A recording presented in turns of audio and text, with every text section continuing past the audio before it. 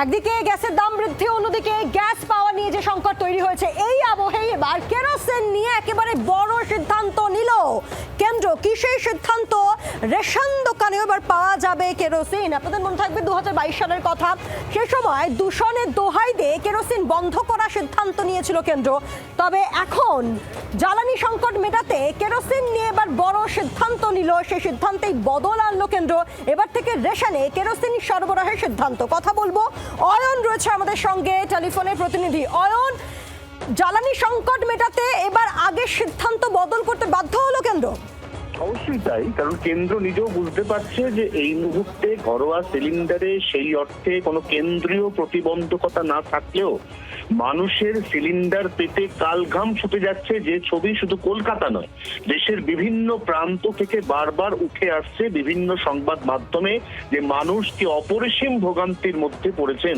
এই অবস্থায় একটা বিকল্প জ্বালানি দিয়ে অন্তত ঘরে চাল, ডাল, ডিম সিদ্ধটুকু ফুটিয়ে নেওয়ার ব্যবস্থা করতে কেন্দ্রীয় সরকার 2022 সালের কেরোসিনের ওপর যে এমবার্গো, যে নিষেধাজ্ঞা, পরিবেশ দূষণের দোহাই দিয়ে সেই নিষেধাজ্ঞা প্রত্যাহার করলো। এমনিতেও এটা রিয়েলিটি চেক করে দেখা গেছে যে কেরোসিন বন্ধ করে কি দিল্লি, কি চেন্নাই, কি কলকাতা, কোনো শহরেরই দূষণ খুব একটা ঠেকানো যায়নি।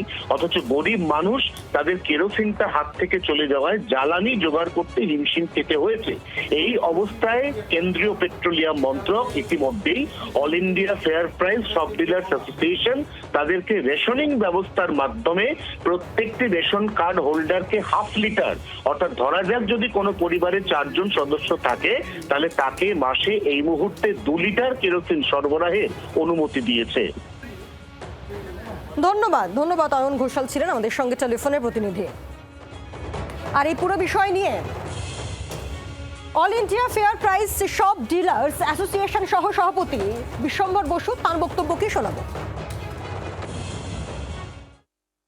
নয়াদিল্লিতে 9 মার্চ সর্বভারতীয় সংগঠনের মিটিং ডেকে সিদ্ধান্ত নিয়ে প্রধানমন্ত্রীর কাছে ডেপুটেশন দিয়েছিলাম রেশনে কেরোসিন বন্টন ফিরিয়ে আনুন। গত 11 তারিখে হরদীপ সিং পুরীর কাছে ডেপুটেশন দিয়ে আমরা বলেছিলাম পলিউশনের দোহাই দিয়ে কেরোসিনটা যে বন্ধ রেখেছো, গরিব মানুষকে খেতে দিচ্ছ না।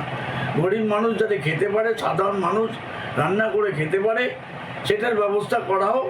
আমরা আনন্দিত এবং কৃতজ্ঞ যে গত কাল আমাদের ভারত সরকারের পক্ষ থেকে তারা সিদ্ধান্ত নিয়েছেন যে অ্যাডহক ভিত্তিতে 48,240 কিলোলিটার কেরোসিন তেল তারা বরাদ্দ করেছেন। বাংলার আওয়াজ, বাঙালির আবেগ, জি 24 ঘন্টা।